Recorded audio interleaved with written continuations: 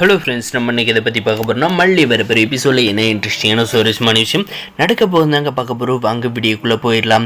நம்முடைய மல்லியோட மனசை அரவிந்த் புரிஞ்சுக்கிட்ட அளவு கூட நம்முடைய பத்ரபாபு புரிஞ்சிக்கல அப்படின்றதுக்காக ரொம்பவுமே வருத்தப்பட்டு நம்முடைய மல்லிகையில் மல்லி உனக்கு இஷ்டப்பட்ட வாழ்க்கையை அரவிந்த் உனக்கு அமைச்சு கொடுத்துட்டாரு. ஆனால் இவ்வளோ வருஷம் உன் கூடவே வந்திருக்கேன்.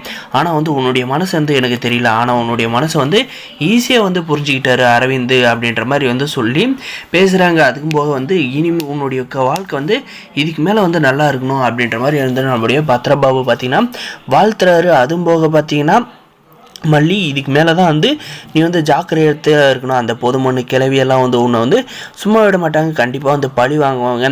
இனிமேல் நீ ஊர் பக்கம் நீ வர்றதுன்னா உன்னுடைய புருஷனை கூட்டுக்கிட்டு தான் ஊர் பக்கம் வரணும். நான் மாலை மரியாதைலாம் அப்போ தான் செய்வேன். நீ மட்டும் தனியாக வந்தேன்னா நீ என் தங்கச்சியே இல்லை அப்படின்ற மாதிரி சொல்லிட்டு அந்த பத்ரபாவும் பார்த்திங்கன்னா நம்மளுடைய மல்லியை அங்கேயே விட்டுட்டு கிளம்பிடுறாருங்க. அதுக்கப்புறம் நம்மளுடைய மல்லியை பற்றின நிற்கதையை விட்டு போயிட்டாங்க. நம்மளுடைய மல்லி கோயிலில் ஆண்டவா எனக்கு என்ன ஒரு சோதனை, உன் சன்னிதானத்தில் எனக்கு பிடிச்ச வாழ்க்கையை அமைச்சு கொடுத்துருக்கேன். ஆனால் என்னை கல்யாணம் பண்ணவர் என்னை இங்கே விட்டுட்டு போயிட்டாரு. நான் என்ன பண்ணுவேன் அப்படின்ற மாதிரி அழுதுகிட்டு இருக்காங்க.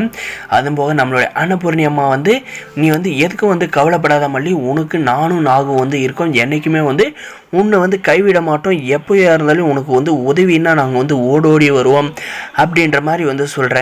சரி நடு நான் உங்கள் வீட்டுக்கு போகலாம் அப்படின்னு சொல்லிட்டு அங்கே போயிட்டு நம்முடைய மல்லியை ட்ரெஸ் எல்லாம் பேக் பண்ணிவிட்டு நீ வெளியே வா, நான் வெளியே நிற்கிறேன் அப்படின்ற மாதிரி நம்ம அன்னபூரணி சொல்கிறாங்க. நம்மளுடைய மல்லி பார்த்தீங்கன்னா எதுக்கு அப்படின்ற மாதிரி கேட்குறாங்க. நான் சொல்கிறத மட்டும் செய்யும் அப்படின்ற மாதிரி சொன்ன நம்மளுடைய மல்லி ட்ரெஸ் எல்லாம் பேக் பண்ணிட்டு வராங்க. நேராக நம்முடைய விஜய் சார் வீட்டில் நுழையிறப்ப பார்த்தீங்கன்னா அங்கே இருக்கிறவங்கலாம் இந்த வீட்டில் யாராவது இந்த வீட்டுக்கு மருமகன் உள்ள நுழைஞ்சா அவங்க உயிரோடையே இருக்க மாட்டாங்க, கொன்று போட்டுருவேன் அப்படின்ற மாதிரி தாறுமாறாக மிரட்டுறாங்க. இவங்க மிரட்டல் உரட்டலுக்கெல்லாம் நம்மளுடைய அன்னபூர்ணி அம்மா போயிட்டு பயப்படுறவங்களாம் என்ன எதாக இருந்தாலும் பார்த்துக்கலான்ட்டு தானே வந்திருக்காங்க. நீங்கள் இப்படி தான் ஏதாவது பண்ணுவீங்கன்னு எனக்கு நல்லா தெரியும். நான் இப்போ வரப்பே நேராக போலீஸ் ஸ்டேஷனில் போயிட்டு கம்ப்ளைண்ட் கொடுத்துட்டு தான் வந்திருக்கேன். எங்கள் 2 பேர் உயிருக்கு ஆபத்து இருக்குது.